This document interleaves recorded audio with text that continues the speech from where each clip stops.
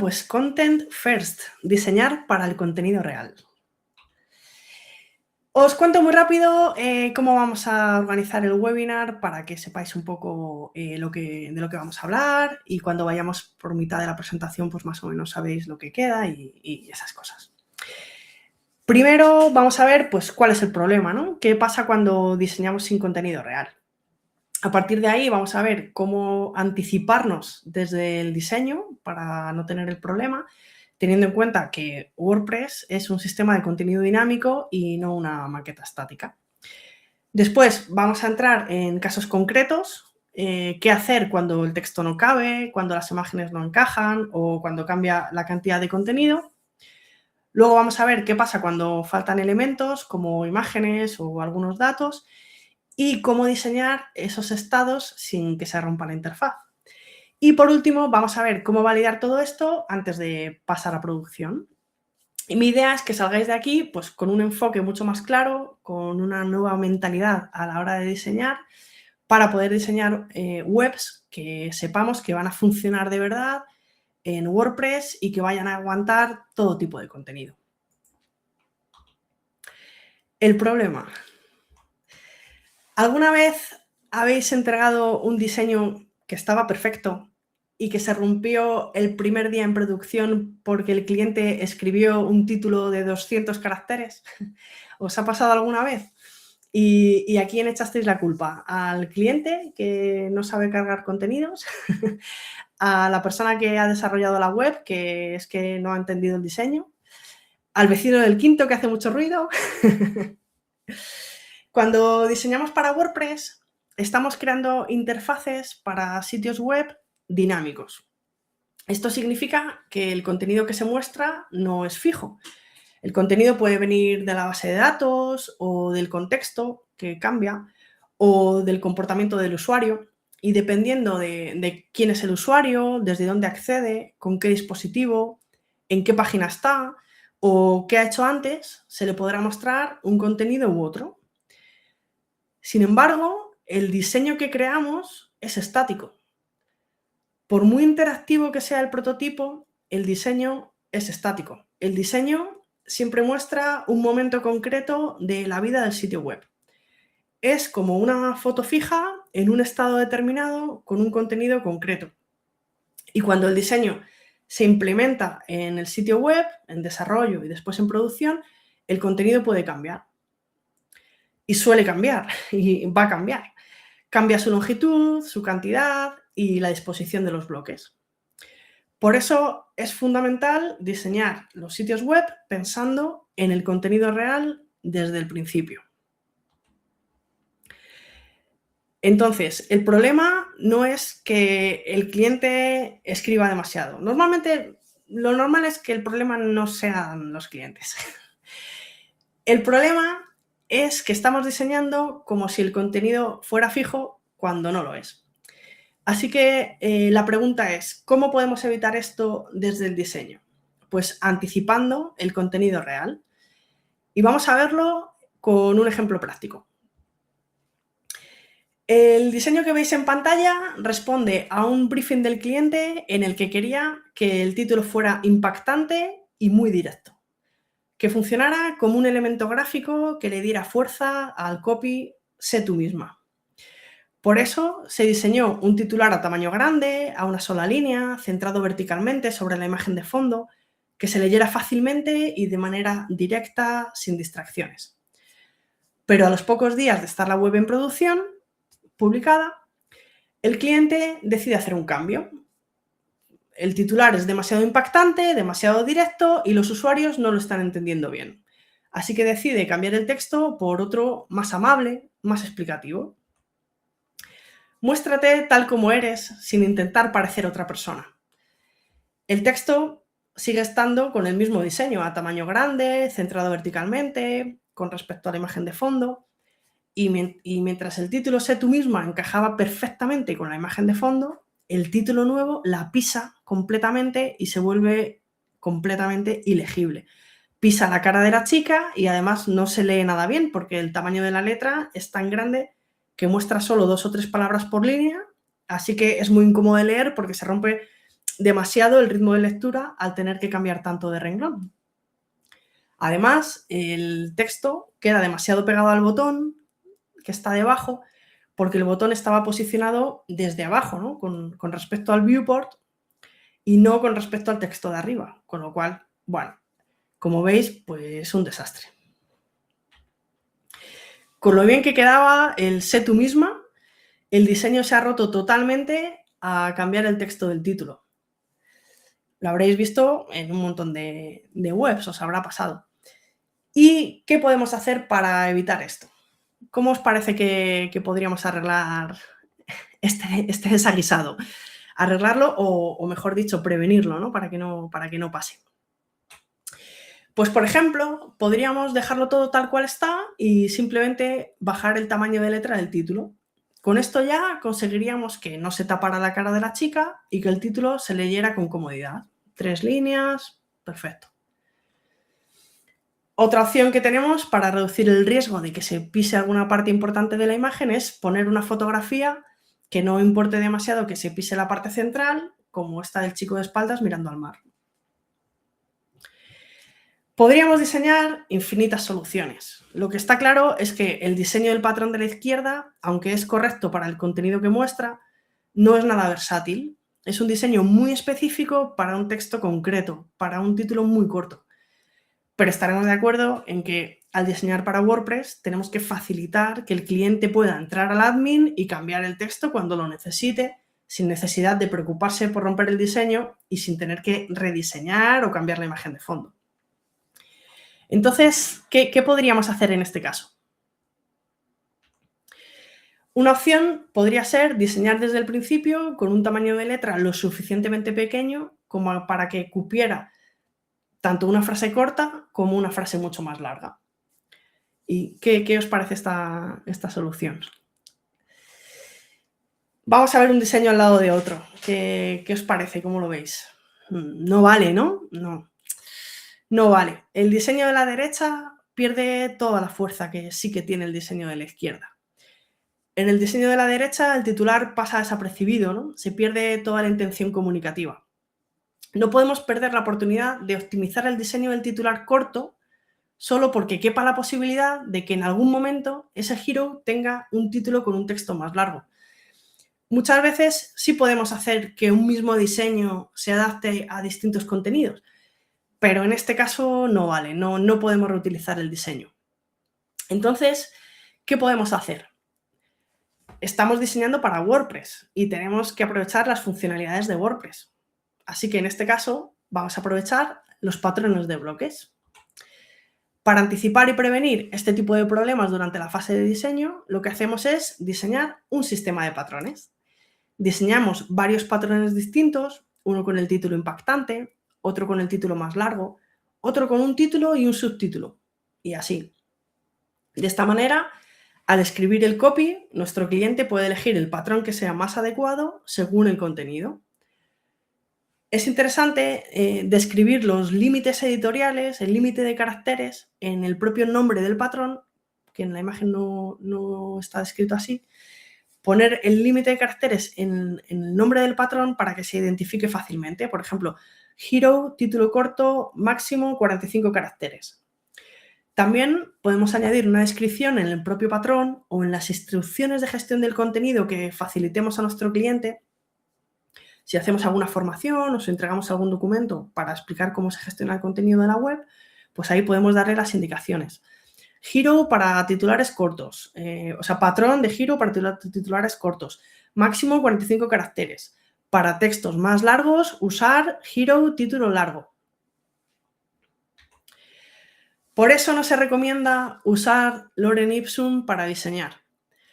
Lo ideal, es usar el contenido auténtico o uno muy similar al contenido real que tendrá la web, o mejor dicho, que podrá tener la web, en lugar de usar texto ficticio o datos estáticos ideales.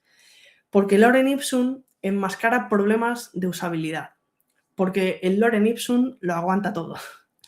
El diseño queda muy bien con texto falso, pero cuando llegan las palabras o los datos reales, la maquetación se rompe. Porque los titulares reales no caben en el hero, las fichas de producto desbordan la cuadrícula, los textos de los botones saltan a 2 líneas. Toca volver a maquetar, ajustar sobre la marcha, con la consiguiente pérdida de tiempo y, lo que es peor, la pérdida de confianza del cliente. Diseñar para WordPress y no para Figma o Penpot. Entonces, para asegurarnos de que los bloques se adaptan al contenido dinámico, en vez de usar Lorem Ipsum y las imágenes de ejemplo, usamos contenido real. Y si no tenemos el contenido real, usamos contenido simulado, pero que sea lo más realista posible. En la pantalla vemos que el diseño de la derecha es el que está bien, aunque es el que hemos detectado que está mal, porque el texto pisa la cara de la chica.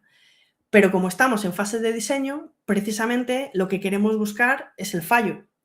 Luego, es lo correcto en este momento. Lo correcto es usar el texto real, detectar el fallo y no usar Lorem Ipsum, que aparentemente está bien, darlo por bueno y que luego falle. Lo ideal sería disponer del contenido real lo antes posible para ver cómo se resolverán los casos más extremos. Pero en la práctica no siempre disponemos de todos los casos reales cuando estamos diseñando.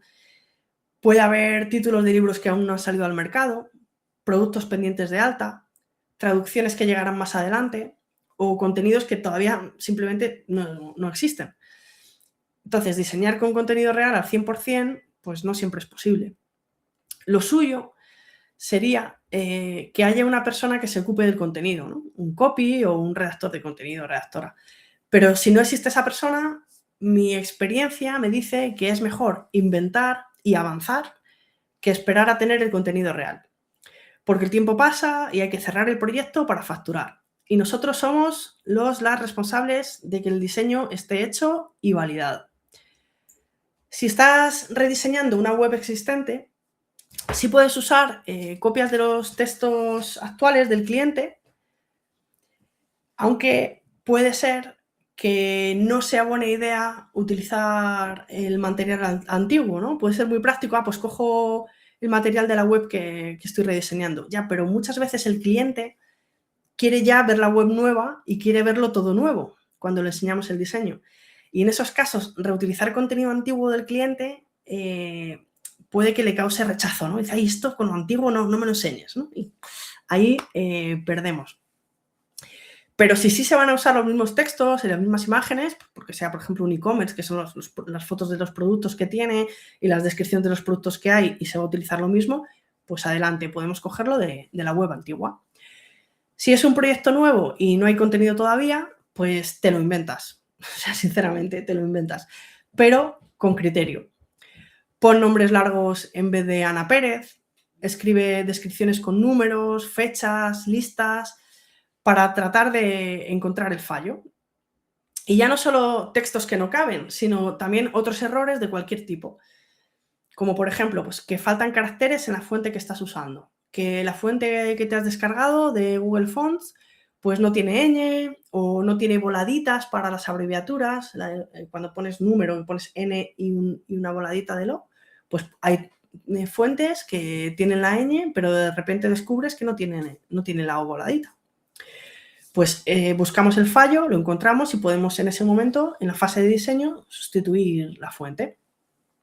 Y aquí, una vez más, en la pantalla vemos que el diseño correcto es el de la derecha, aunque es el que está mal, pero como estamos en fase de diseño y lo que queremos es buscar el fallo, en el diseño de la izquierda vemos que el botón se ve bien y, sin embargo, en el diseño de la derecha, al ponerle un texto más largo, vemos que el texto está alineado a la izquierda en vez de al centro y que además tiene demasiado interlineado. Esto en el diseño de la izquierda no lo habíamos visto. Se nos había despistado, se nos había pasado. Y es un error muy típico que podemos arrastrar a la maquetación si no nos damos cuenta el no establecer el interlineado correcto. Porque podemos tener estilos en Figma o en Penpot con el tamaño de la letra y con distintos interlineados en función del contenedor en el que lo vayamos a utilizar. Entonces hemos podido seleccionar un estilo que tenga un tamaño correcto, pero un interlineado distinto. Entonces, para eso necesitamos forzar que haya varias líneas, por si luego en producción el texto cambia, que comprobemos que tiene el interlineado correcto. Así pues tenemos la oportunidad de arreglarlo. Hay dos plugins que nos pueden ayudar a generar contenidos automáticamente para probar los diseños, que no tengamos que inventarnos tanto. El plugin Content Reel es para Figma y te permite insertar rápidamente textos realistas, iconos, imágenes de stock, súper rápido, con un clic en tus diseños. Y en Penpot existe un plugin muy parecido que se llama Real Data Filler.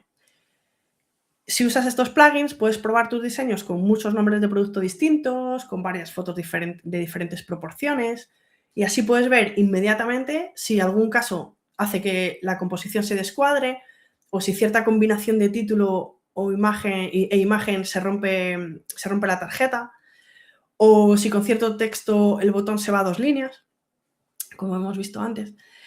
También, a lo mejor os habéis dado cuenta, si usáis Figma, en las últimas versiones, cuando duplicas un componente que tiene texto, el propio Figma te invita a sustituir el contenido repetido por contenido verosímil directamente. Es súper práctico.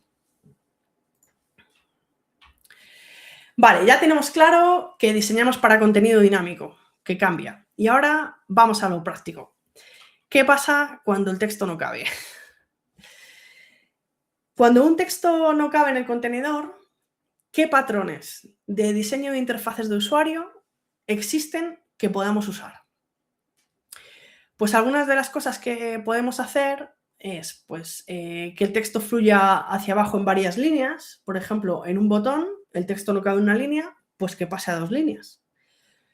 Truncar el texto con puntos suspensivos. Que haya un acordeón, un desplegable para mostrar más texto ahí mismo debajo. Que haya un scroll, un control para deslizar, y lo indicaremos con un degradado para conseguir affordance, ¿no?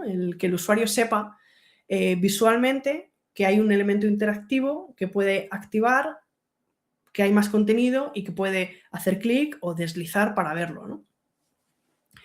Otra opción puede ser que haya un botón para ver más contenido que se podrá mostrar en una ventana modal o abrirse en otra página, o que se abra la típica ventana de Quick View en el hover, que es muy típico en e-commerce, o un tooltip al hacer hover.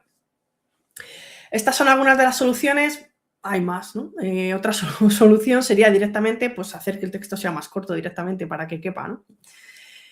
Por lo tanto, son decisiones de diseño que tenemos que tomar y tenemos que conocer las implicaciones que tiene cada una de ellas, porque no son neutras, unas son más usables que otras.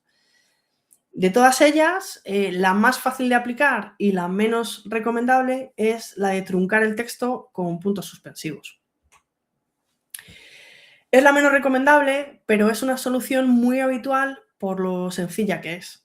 Cuando el texto no cabe en el contenedor, se corta y al final donde se corte se ponen puntos suspensivos y ya está, se hace automáticamente y listo, ¿no? Y arreglado. Esto no es muy positivo desde el punto de vista de la experiencia de usuario porque no es respetuoso con el contenido. Por eso hay que tener cuidado con dónde lo usamos, ¿no? Puede tener sentido y ser muy útil en contextos muy concretos, como listados muy densos, tarjetas pensadas para escanear rápidamente, donde el texto que se corta no es clave para la toma de decisiones y el usuario tiene una forma muy clara de acceder al contenido completo. Por ejemplo, en un listado de cards de un blog, el título se ve completo y el extracto pues, se corta. Bueno, sería mejor que no se cortara el texto, pero como lo importante es el título, bueno, pues ahí se suele utilizar, aunque no es lo ideal, ¿no? En estos casos, pues se hace para optimizar el espacio, ¿no? En favor de la legibilidad de los elementos más importantes y en detrimento de la legibilidad de los elementos menos importantes. El problema viene cuando se utiliza como parche para ocultar las limitaciones del diseño frente al contenido real. Es decir, que no habíamos tenido en cuenta que los textos podían ser más largos y entonces se rompe el diseño y entonces pues lo cortamos y ya está. Claro, si cortas titulares o mensajes importantes, se dificulta la comprensión porque el usuario percibe que falta información, pero no siempre con la información que mostramos se entera bien del contenido del titular. No sabe qué se ha ocultado ni cómo puede ver el texto completo, ¿no? Además, si usas mucho texto cortado con puntos suspensivos, al final el diseño se ve cutre. Iba a decir, afecta a la percepción de calidad del sitio, pero es que se ve cutre, ¿no? Los textos cortados pues dan una sensación general de falta de cuidado y el sitio parece pues menos fiable, más improvisado. Y esta percepción es muy delicada en contextos como e-commerce o webs de servicios profesionales o incluso institucionales, donde la claridad y la confianza pues son muy importantes, ¿no? Entonces, en lugar de recortar el contenido, una aproximación más sólida, mejor trabajada y con más cariño y más cuidado sería diseñar contenedores que puedan crecer en altura o utilizar otros patrones como los que hemos visto, como estados expandibles, por ejemplo, en lugar de hacer cortes arbitrarios. No es tan importante que el contenido de todas las cards tenga la misma altura, la misma longitud, sino que visualmente los elementos interactivos comunes, en este caso los botones, estén en la misma posición y no bailen, ¿no? Que las cards tengan toda la misma altura en vez de ajustarse al contenido. El diseño de la derecha es caótico y no está orientado a la conversión, pero el de la izquierda es armónico y es correcto, aunque los textos de los títulos y de los botones tengan distinta longitud. De esta manera no se limita la longitud de los textos porque haga falta para que el diseño sea armónico, sino que se logra la armonía de otra manera, que como digo, es más respetuosa con el contenido. Ahora vamos a ver qué ocurre con la longitud de los textos en un sitio que tenga varios idiomas. ¿Cómo afecta esto al diseño? ¿Qué tenemos que tener en cuenta cuando diseñamos una web que tiene varios idiomas? Bueno, ya sabéis que cada idioma tiene una longitud diferente para expresar lo mismo, ¿no? Un botón con shop en inglés, con 4 letras, puede convertirse en Jeff Kaufen en alemán, 9 letras, o Acheté Maintenant en francés, 18 caracteres y un espacio. De media, los textos en francés son de un 5% a un 15% más largos que en español. En alemán son entre un 20 y un 30% más largos. Y en finés pueden ser hasta un 25-40% más largos. Nunca me ha tocado diseñar una web que vaya a estar en finés, pero tiene que ser bastante interesante. Y el texto en inglés al revés, es de media un 10 o un 20% más corto que en español. Esto significa que un componente diseñado con texto en inglés puede romperse completamente cuando se traduce. Por eso, un botón nunca puede tener un ancho fijo, suficiente para que quepa el texto en inglés en una línea, si luego va a tener que mostrar su traducción al español, porque lo más probable es que sea un texto más largo y no va a caber. La solución pasa por diseñar componentes que puedan crecer. Siempre tenemos que evitar declarar anchos fijos en botones, en pestañas, en menús, en etiquetas, en cualquier componente de texto funcional. Es mejor configurar el ancho para que se ajuste al contenido y dejar que el propio texto determine el tamaño del bloque. Cuando diseñes una web que tenga varios idiomas, procura diseñar pensando en el idioma de la web que use las palabras más largas, porque si funciona en alemán o en finés, funcionará en todo el resto de idiomas. Y si os parece un ejemplo exagerado y no entendéis por qué lo pongo, que sepáis que hace unos años en la traducción a español de LinkedIn ponía en el botón res, puntos suspensivos, der, en vez de responder, que ahora lo han arreglado, ahora ya sí que pone responder, pero hace unos años tenía una captura porque lo compartí en Twitter, pero no la he encontrado. Es una lástima, pero que sepáis que hay webs que hacen esto. Espero que vosotros no lo hagáis. No es que no se puedan poner límites de caracteres ni que nunca haya que adaptar los textos. No es algo que sea negativo en sí mismo y que no se pueda hacer. De hecho, en muchos proyectos se establecen pautas sobre cómo hay que redactar los contenidos. Hay un estilo, un estilo editorial para mantener un ritmo visual, para facilitar la lectura, para mejorar la escaneabilidad, que se puedan escanear los textos, que no haya que leérselos todos, o para dar coherencia a todas las piezas. El problema viene cuando esos límites se usan únicamente para que el diseño no se rompa. La limitación de caracteres tiene que venir de decisiones de edición, no de las limitaciones del diseño. El diseño tiene que estar preparado para adaptarse al contenido real y no obligar al contenido a encajar a la fuerza. Entonces, si limitamos caracteres, que sea por estrategia editorial y no solo para que no se rompa el diseño.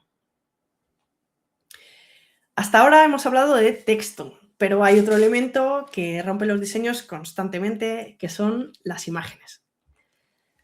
En los diseños solemos usar imágenes de stock de proporciones perfectas, bien recortadas. Las imágenes nos cuadran fenomenal y se adaptan al resto del contenido porque tienen una relación de aspecto adecuada, correcta y todo cuadra perfectamente. Pero en el sitio web en producción, un cliente puede subir una foto vertical donde se esperaba una horizontal o viceversa. Si no se anticipa correctamente el comportamiento de las imágenes con distintas proporciones, pueden aparecer errores de visualización en producción.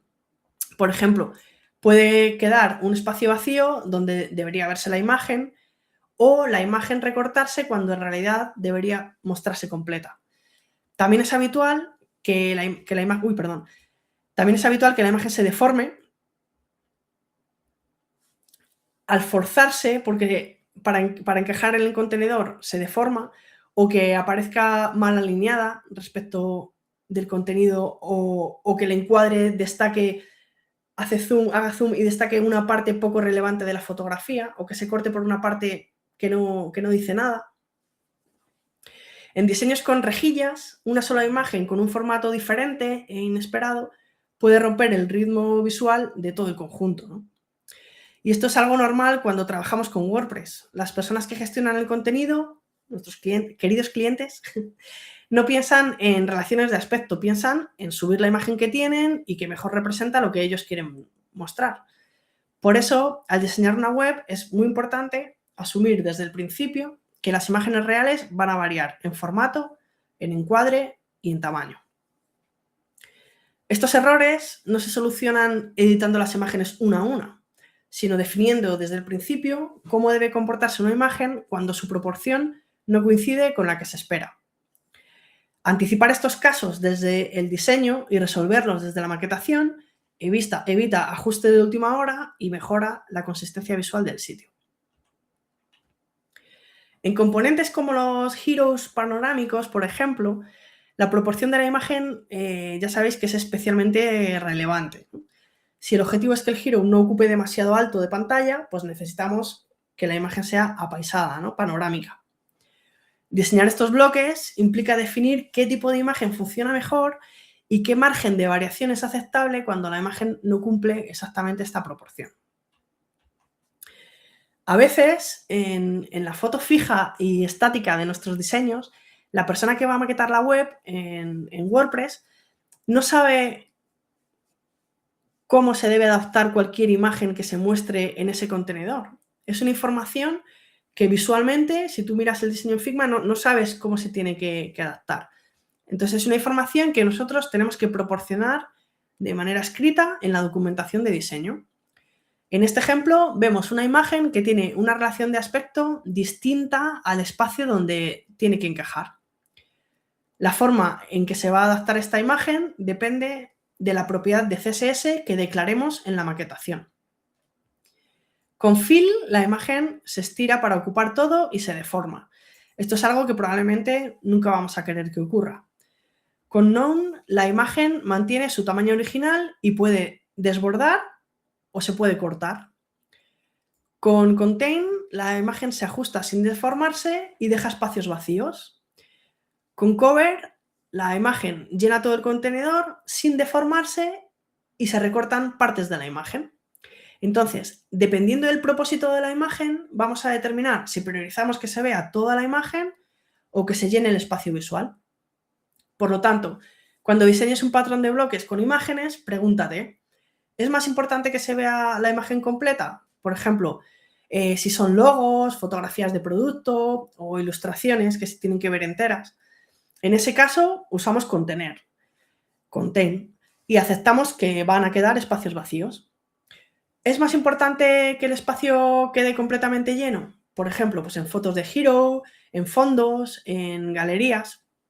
Pues en ese caso usamos cubrir, cover, y aceptamos que la imagen se va a recortar. Vamos a ver unos ejemplos. Supongamos que estamos diseñando una web en WordPress de un curso de yoga. Estamos diseñando un patrón para un listado de clases que van en unas tarjetas, en unas cards, con la imagen y el título de la clase. Estas imágenes tienen información importante en todas las partes de la imagen. Y normalmente cuando aparecen personas en las imágenes queda muy feo cortar alguna parte del cuerpo, ¿no? Sobre todo la cabeza. Vamos a ver qué posibilidades tenemos. En CSS podemos indicar la alineación de la imagen dentro del contenedor. Por lo tanto, podemos ajustar el encuadre para que se muestre la parte de la imagen que nos interese que se vea. Pero ¿qué ocurre? Que una imagen que se ve bien alineada arriba, pero la otra se ve bien alineada abajo, si os fijáis. Pero estamos diseñando un patrón de bloques de WordPress que tendrá contenido dinámico. Técnicamente, sí podríamos poner una funcionalidad en el patrón, en el bloque, para que la persona que cargue el contenido indique cómo quiere que se encaje la imagen y establezca con un selector la alineación vertical que debe tener, de manera que se muestre la imagen correctamente en el contenedor.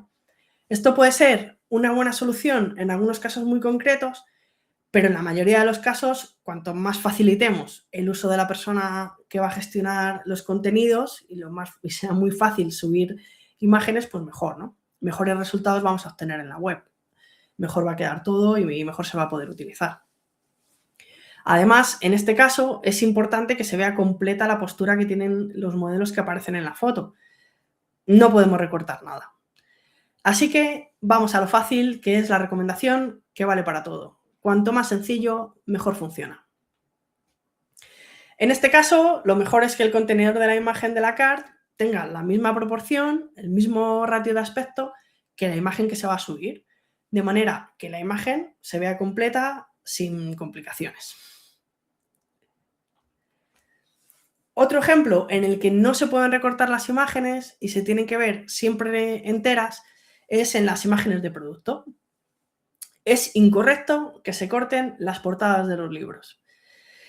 Puede parecer de perogrullo, pero debemos dejarlo indicado en el diseño. Cuantas menos decisiones hagamos tomar a la persona que va a implementar, mejor saldrá el proyecto. Y créanme que lo digo por experiencia. De hecho, si estamos usando algún maquetador visual o algún tema o patrones de bloques de terceros, es habitual que vengan con el encuadre cover por defecto, porque es la opción más segura para la mayoría de plantillas, porque mantiene la proporción sin deformar, rellena el contenedor sin dejar huecos y hace que la rejilla de tarjetas se vea limpia visualmente porque queda todo más homogéneo. Pero claro, en estos casos no queremos que la rejilla quede uniforme. No nos importa que quede un hueco encima del libro de la derecha. Lo que priorizamos en este caso es que no se recorte la imagen y que se vea el libro entero. En este otro ejemplo, que es el listado de artículos de un blog, sí priorizamos que haya una consistencia visual en el layout y no importa que se recorten las imágenes. Por lo tanto, decidimos el encuadre cover. El usuario puede subir la imagen con la proporción que sea, que la imagen siempre se va a ajustar bien al contenedor. Por eso es importante dejar claras estas decisiones, para quien lo va a implementar y también para quien va a subir la imagen. Para quien lo va a implementar, escribimos las indicaciones en el propio diseño, en la documentación. Documentamos claramente cada bloque, la proporción esperada, por ejemplo, 16/9 o 1:1, su comportamiento, por ejemplo, recortar manteniendo el centro o contener la imagen completa. Y también puedes dejar notas si hace falta, por ejemplo, preferible SVG o mínimo 1200 píxeles de ancho.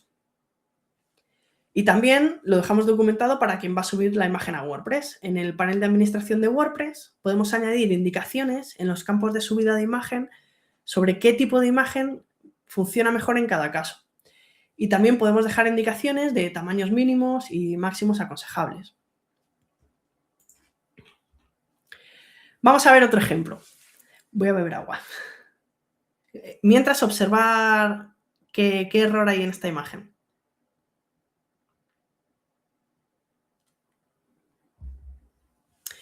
Aquí tenemos una cuadrícula de imágenes en la que una de ellas, por tener el mismo color de fondo que el fondo de la página, parece que no tiene marco. Ópticamente, esta inconsistencia visual se percibe como un error, ¿no? Esa imagen destaca más, es distinta. ¿Por qué? Pasa algo, ¿no? Nuestro cerebro nos dice, nos dirige la vista hacia esa imagen. La solución puede pasar por oscurecer el fondo para que la imagen con fondo blanco tenga un color de fondo distinto al fondo de la página y haya un contraste. También podríamos añadir un borde al contenedor a modo de marco o añadir una sombra a todos los contenedores. El problema con estas dos soluciones es que la imagen con fondo blanco sigue destacando mucho más que el resto de imágenes, aunque esté contenida en un marco. Esto en muchos sitios, muchas webs, puede que no sea un problema. Añadir un color de fondo a la página o añadir un borde o una sombra a los contenedores podrían ser buenas soluciones, aunque haya algunas imágenes que destacan más que otras. Bueno, no sería un problema. Pero si se trata de un e-commerce, esto sí es un problema, no se puede hacer. Porque no queremos que destaque ese producto más que los demás solo porque la imagen del producto tenga fondo blanco. En un e-commerce queremos que destaquen los productos que queremos que el usuario elija, ¿no? El que queremos vender, porque sean más rentables, porque queremos darles salida, pero no queremos que un producto destaque más que otro solo porque aleatoriamente la foto tiene fondo blanco. Por eso en e-commerce se hace una selección fotográfica con criterio. No se admite que el usuario pueda subir cualquier tipo de foto, sino que se establecen unos requerimientos muy concretos del tipo de imagen que se puede subir. Entonces, en este caso, pues no se permitirían imágenes de producto con fondo blanco. Tendría que ir pues, con fondo homogéneo. Por lo tanto, daremos soluciones distintas en función de las necesidades de contenido que tenga el sitio web que estamos diseñando. Si es importante evitar que una imagen destaque más que otra, tendremos en cuenta que todas las imágenes que aparezcan juntas sean lo más homogéneas posible y estableceremos límites claros en el tipo de imagen que puede subir el usuario. Pero en ocasiones no es necesario o no se puede determinar con antelación el contenido de la imagen que va a subir el usuario. Entonces debemos ofrecer soluciones que sean respetuosas con ese contenido desde el diseño. Y cambiar el fondo de color, poner un marco, etc.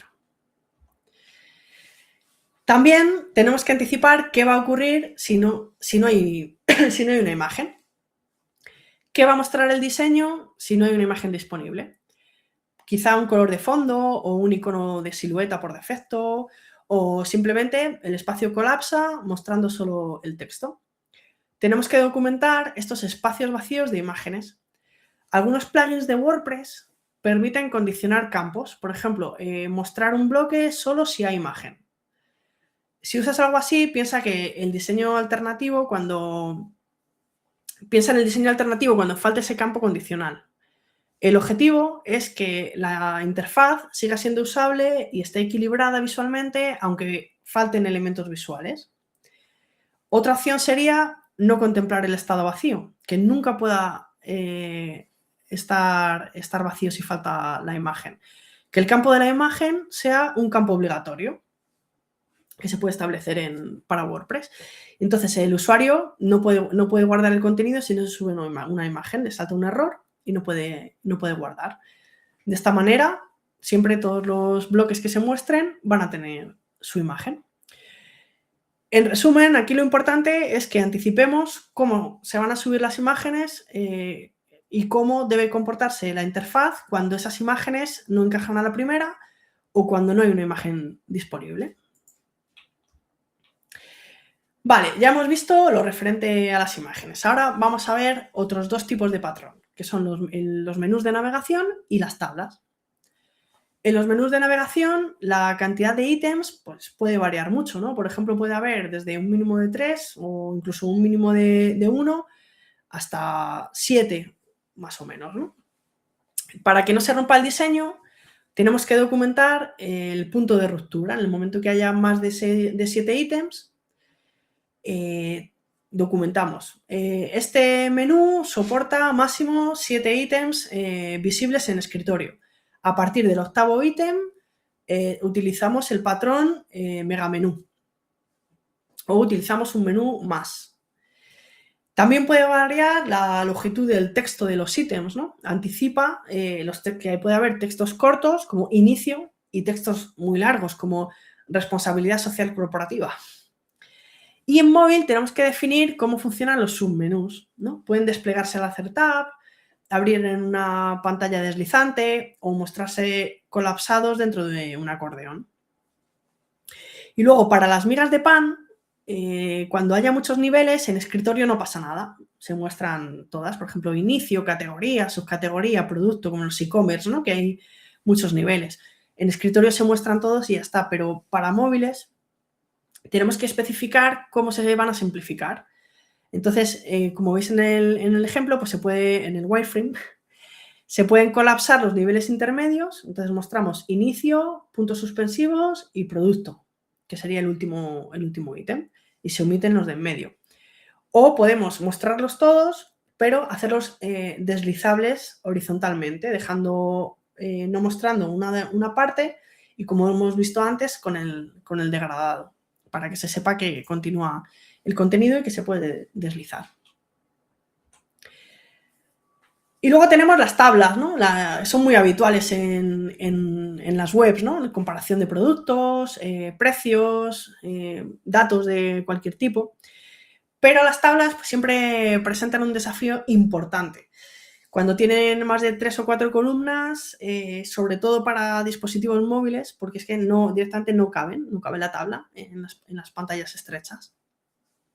Entonces, cuando diseñamos tablas, siempre tenemos que anticipar cuántas columnas pueden tener y cómo se van a ver en pantallas estrechas, ¿no? Y para esto pues hay varias opciones. Podemos, como veis en el wireframe, permitir scroll horizontal, podemos mantener fija la primera columna para que el usuario no pierda el contexto y que se deslice y visualmente lleguemos a ver las filas que aparecen, que no se muestran al principio, que están a la derecha. También podemos convertir cada fila en una tarjeta apilada que muestre la información verticalmente, o podemos directamente ocultar las columnas menos importantes y poner un botón para expandir tabla. Esto hay que especificarlo claramente en el diseño, cómo se va a comportar la tabla, y documentarlo claramente para el equipo de desarrollo. También viene muy bien en las tablas definir qué hay que mostrar cuando haya celdas vacías. Cuando una celda no tenga dato, pues si va a haber un guión o el texto N/A de no disponible, o dejarlas en blanco. Y el consejo aquí, como hemos visto antes, es tener en cuenta el affordance, ¿no? Si usas scroll horizontal, pues añade una sombra o un indicador visual que muestre que hay más contenido a la derecha. Hasta aquí ya tenemos controlados los textos, las imágenes, los menús y las tablas, ¿no? Tenemos ahí más o menos claro lo que podríamos hacer. Pero hay otro problema que tenemos que tener en cuenta, y es cuando no controlamos cuántos elementos van a aparecer. Así que ahora vamos a ver cómo diseñar patrones en los que puede haber distintas cantidades de ítems. Piensa en un bloque que muestra, por ejemplo, las últimas entradas del blog, o una galería de proyectos, listado de proyectos o testimonios de clientes. En diseño, pues quizá muestras un ejemplo con 3 elementos, pero ¿qué pasa si solo hay uno? ¿O si hay 10? El diseño siempre tiene que ser flexible en cantidad. Para pocos ítems, pues puede que el contenido pues, se tenga que centrar. O haya que ajustar anchos para que no quede pobre, ¿no? Y ocupe pues, todo el ancho disponible, para que no quede desequilibrado visualmente. Para muchos ítems, el contenedor podría volverse pues, muy largo, ¿no? Podría tener 30, 40, 200 ítems, ¿no? Entonces, en este caso, pues conviene limitar el número de ítems que se muestran y añadir un enlace o un desplegable de ver más, ¿no? O un botón de cargar más, a partir de 6 ítems, por ejemplo. Además, si mostramos demasiados ítems de esta sección, es probable que el usuario que está haciendo scroll bajando no llegue a ver la siguiente, si hay demasiados ítems. Por lo tanto, siempre tenemos que pensar en el contenido que viene después para tomar la decisión de cuántos ítems mostrar. Si nos interesa que el usuario llegue a la siguiente sección, y nos interesa porque si no, no la pondríamos, no podemos poner tantos ítems, sino poner la mínima cantidad posible para que el usuario, si no le interesa, pueda continuar haciendo scroll. Tenemos que documentar también cómo se va a comportar el bloque en dispositivos móviles, ¿no? Podría ser un deslizable tipo carrusel, si los ítems siguen una serie, o filas de 2 columnas, si es necesario que se muestren muchos ítems en pantalla y que se vean sin tener que hacer scroll o deslizar. Y la clave es no asumir nunca que va a haber una cantidad fija de elementos. Siempre tenemos que preguntarnos cuántos elementos podría haber, ¿no? en este loop. Y al diseñar, pues nunca conformarnos con poner 3 elementos perfectos y ya, sino pues probar con 1, probar con 6, qué pasa si hay 20, añadimos paginación, añadimos algún límite, añadimos un botón de cargar más, ¿no? Siempre hay que hacerse esa pregunta, ¿no? Vale, vamos a ver ahora otra situación igual de importante. Hemos visto qué pasa cuando hay muchos elementos, pero ¿qué ocurre cuando no hay ninguno? Tenemos que anticipar los estados vacíos, que son esos casos en los que no hay datos que mostrar en un contenedor. Por ejemplo, pues aún no tienes favoritos o no se ha encontrado nada.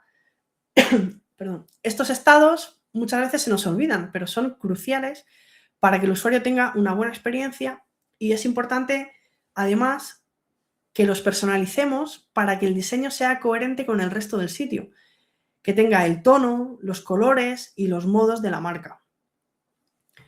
Cuando diseñes un estado vacío, aprovecha para pensar ideas de mejora para invitar al usuario a actuar. Ya que le has frustrado porque no hay elementos, invítale a que haga una acción. Por ejemplo, al diseñar el estado vacío de un listado de entradas del blog, podrías añadir una llamada a la acción para suscribirse a la newsletter. Pues ahora no hay ninguna entrada, pero suscríbete y cuando haya una entrada de esta categoría, te lo enviamos a tu buzón de correo, ¿no? O para directamente explorar otras categorías diferentes. Como hemos visto antes, en WordPress es común que ciertos campos de contenido sean opcionales. Por ejemplo, en la ficha de un producto de un e-commerce puede haber un campo de vídeo demostrativo que solo aparece si el editor lo rellena.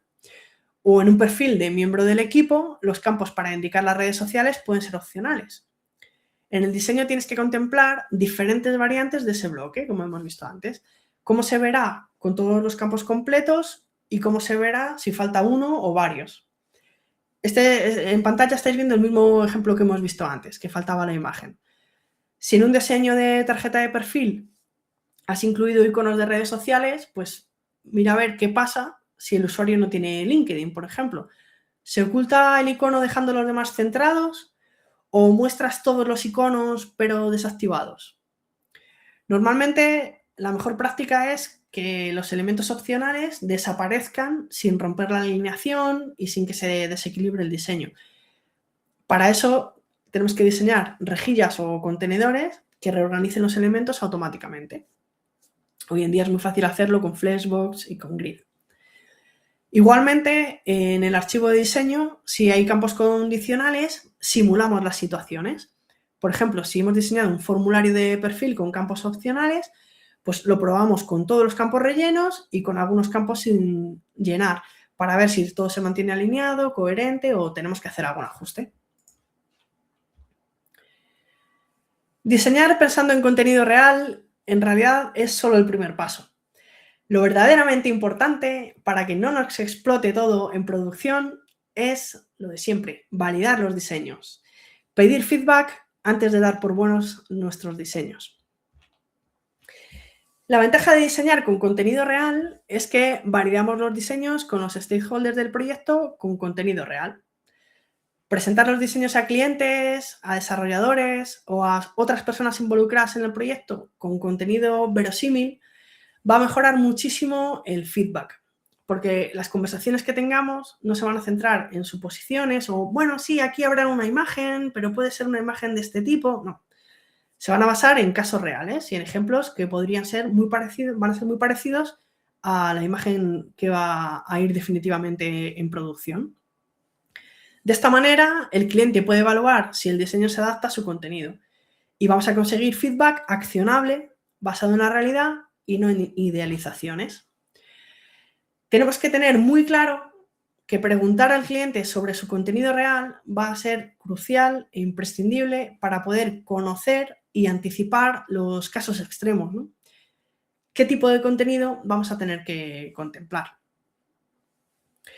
De la misma manera, si hacemos test de usabilidad con prototipos lo más parecido a la realidad y, por supuesto, sin utilizar Lorem Ipsum, vamos a conseguir resultados más fiables, porque se pueden detectar problemas de comprensión que si utilizamos contenido falso o Lorem Ipsum, pues se van a pasar por alto, ¿no? Realmente no se pueden hacer test de usuario si no tenemos contenido real. La validación también pasa por ver cómo responde el diseño en responsive real, ¿no? No solo en las versiones estáticas de móvil y escritorio que hemos diseñado. Se trata de asegurarse de que realmente el contenido fluye bien en cualquier tamaño intermedio.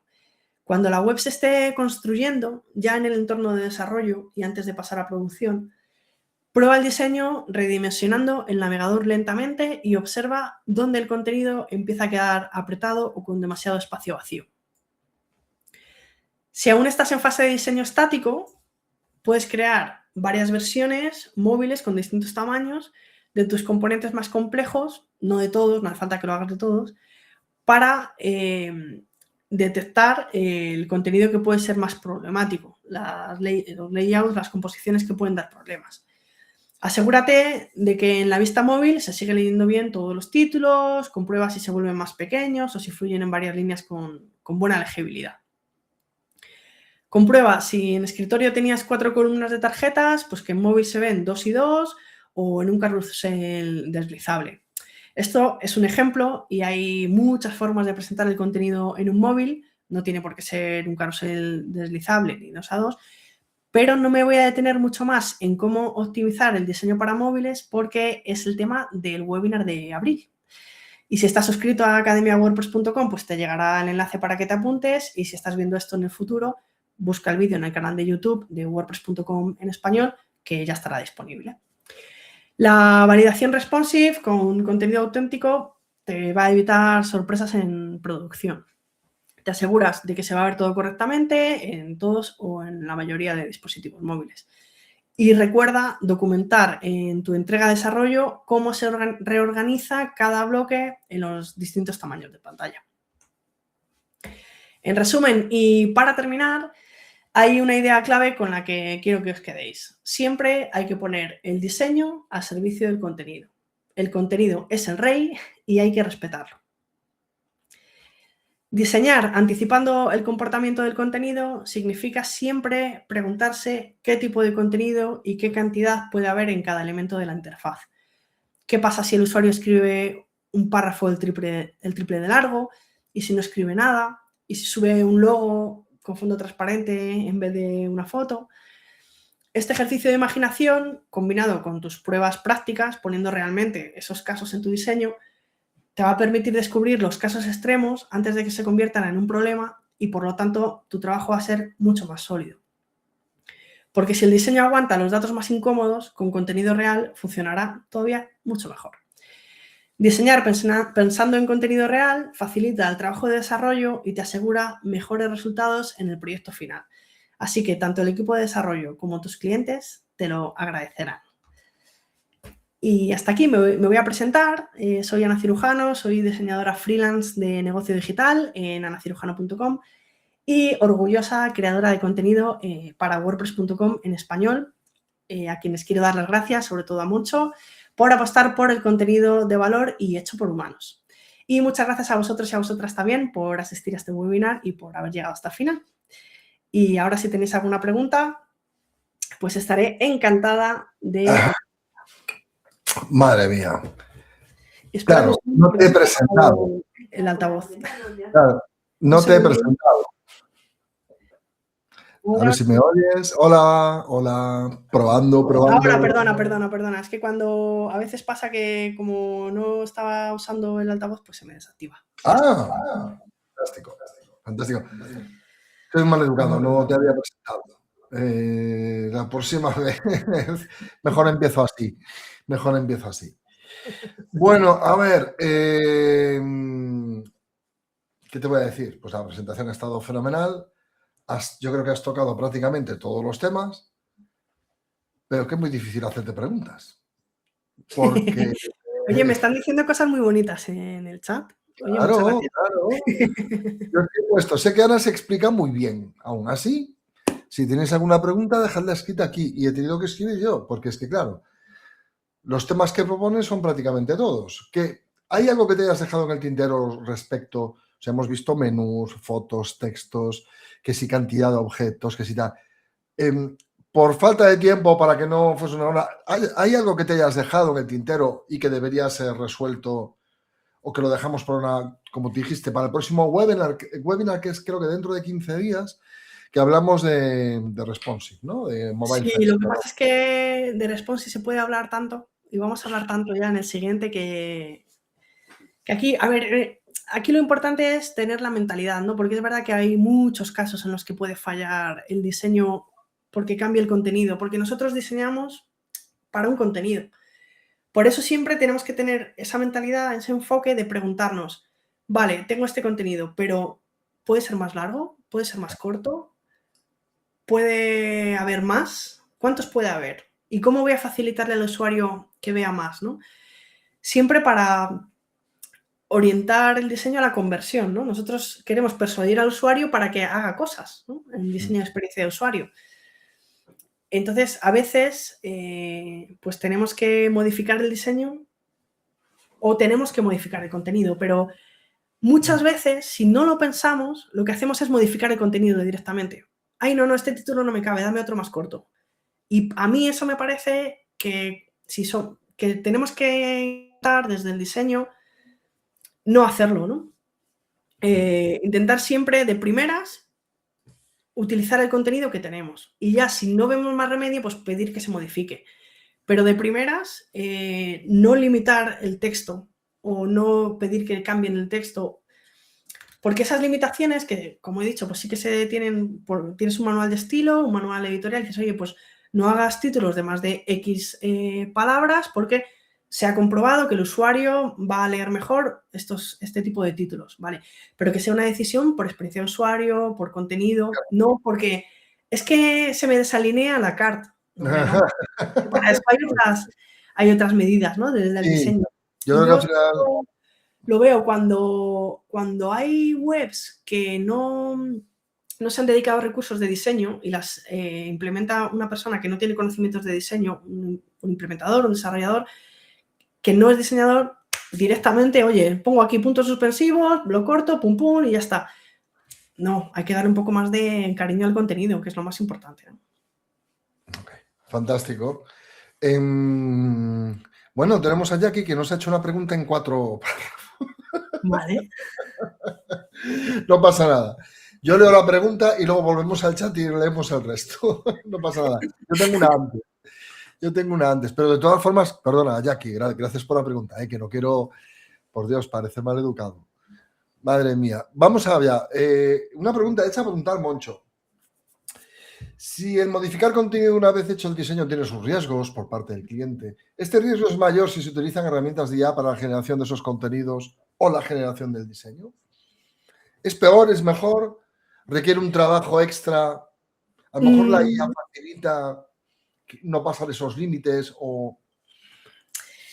De primeras, la IA tira corta por lo sano. Yo lo que he detectado en diseños hechos con IA es que no tiene tanto en cuenta el contenido, sino cumplir con sus especificaciones de diseño, que es que la interfaz sea armoniosa. Y prioriza eso antes de priorizar el contenido. Eso sí que lo he detectado. Entonces, se trata de darle instrucciones en el prompt para que tenga en cuenta, respete el contenido por encima de la presentación, ¿no? O sea, se podría...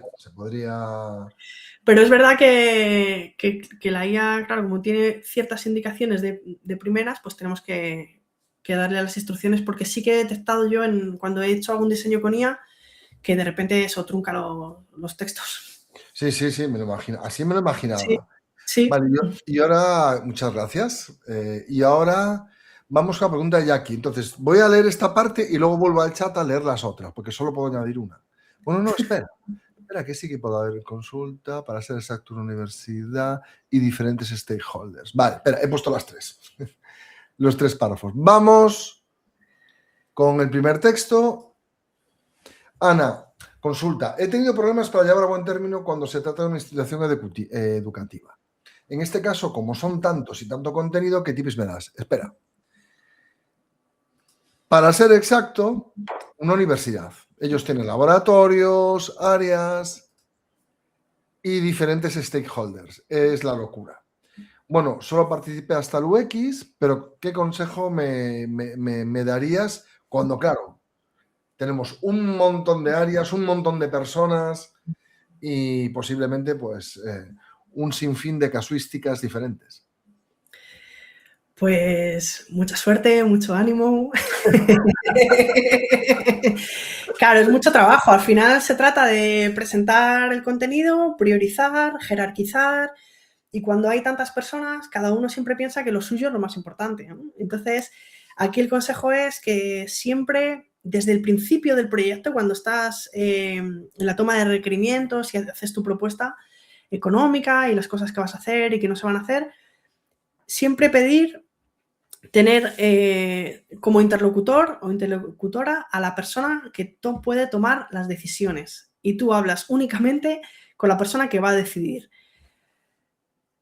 Yo te diría además que lo hagas así, y que si te dicen, no, es que tenemos que estar los 7 en la reunión, porque los 7 tenemos que darte directamente nuestra opinión, porque un interlocutor se va a dejar las cosas, pues a lo mejor ese proyecto no te interesa, ¿no? Muchas veces, Claro. como agencia o como freelance, tenemos que poner nuestras condiciones para que el proyecto llegue a buen puerto, para que finalice, para que cobremos la factura.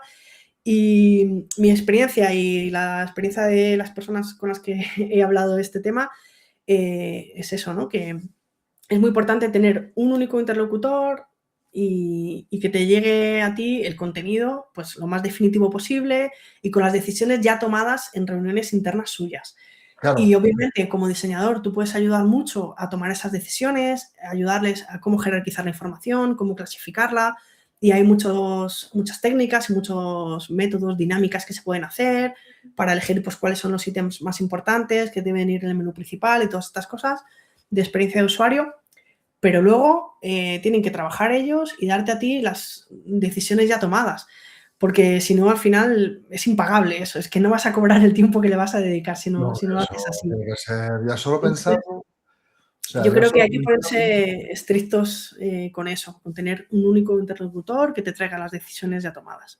Muy bien. Muy bien. Bueno, Jackie, desde Perú, por cierto. Buenos días, supongo.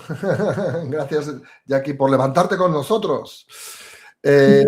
Muchísimas gracias por las preguntas. Muchas gracias por la presentación, Ana.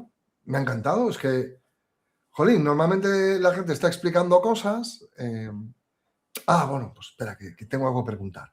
Pero claro, es que tratas cada tema de tal forma y pones la solución claro, ¿qué pregunta te voy a hacer? Pues menos mal que Jackie tiene ahí una experiencia real. En mi caso, me lo imagino porque esa pregunta que te hice sobre inteligencia artificial sé que va a ser tan problemática como rigor, como falta de rigor le pongas al prompt o a las condiciones que le pones a la creación de contenido, porque puede ser completamente una locura.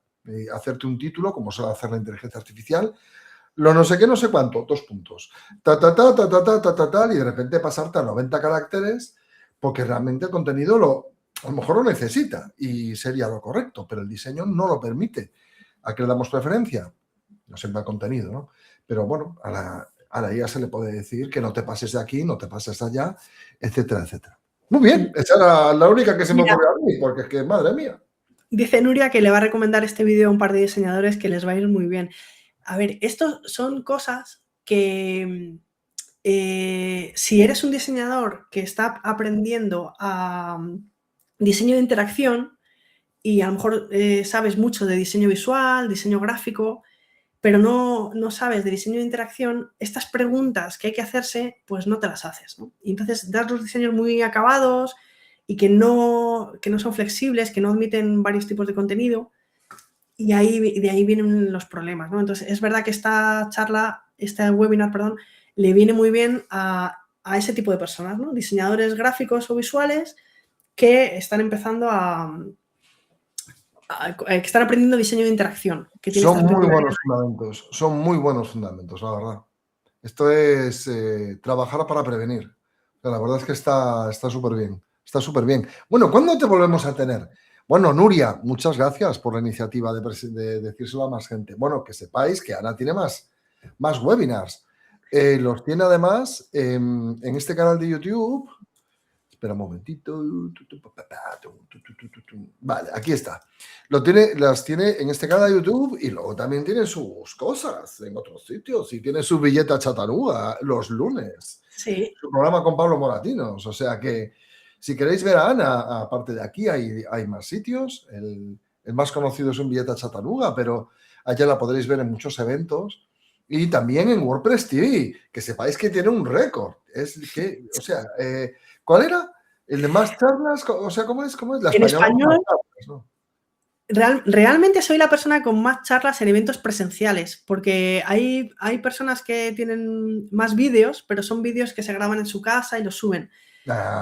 Pero charlas de eventos presenciales como las mías, que por cierto tengo ya 71 a día de hoy, soy la mujer que más vídeos tiene, la persona que más vídeos tiene en español, y luego contando esas personas que suben vídeos y tal, y a Matt Mullenweg, que es el creador de WordPress, por si no lo sabéis, pues entonces sí, en ese ranking soy la quinta. Pero de charlas en eventos presenciales de WordPress oficiales, pues ahí estoy. Y espero que no sea solo cantidad, sino también calidad. No, doy fe de que las charlas de ella, son excelentes. Durante mucho tiempo estuvo hablando sobre tipografía web, que bueno, yo creo que en España se ha empezado a tener muchísima más cuenta la tipografía gracias a todo lo que nos ha enseñado Ana. O sea que gracias por venir a todos y a todas a la academiawordpress.com, pero que sepáis que Ana también tiene vida afuera. Sí. Pero bueno, ¿Queréis ver los eventos en los que voy a estar? Lo podéis ver en mi web, en anacirujano.com/ahora. Ahí tengo todos los eventos programados gracias al patrocinio de wordpress.com. Tengo eventos presenciales pues, por toda España. Y luego tenemos también los webinars, los siguientes webinars y todos los eventos. Si son meetups o WordCamps, eventos oficiales de WordPress y también otros eventos que patrocina wordpress.com. Exacto. Que pueden ser eventos de marketing o de diseño o de lo que sea. Así que si pues queréis ver los siguientes... Que sepáis que la tendremos el 15 de abril, si mal no recuerdo, es el 15 de abril, hablando de diseño para móviles. La próxima semana tenemos a Carlos Ongarera hablando de seguridad para WordPress. O sea que vamos, que aquí no es por falta de contenido, sino todo lo contrario. O sea que animaos, anímense y vengan a ver las sesiones de Academia WordPress, como estáis ahora. Ana, muchísimas gracias, de verdad. Muchas gracias a ti. Que tengas buen resto de semana. Y es un placer. El placer es nuestro. Y lo mismo para todas las personas que hoy os habéis conectado. Muchísimas gracias. Nos vemos en el siguiente. Chao, chao. Adiós.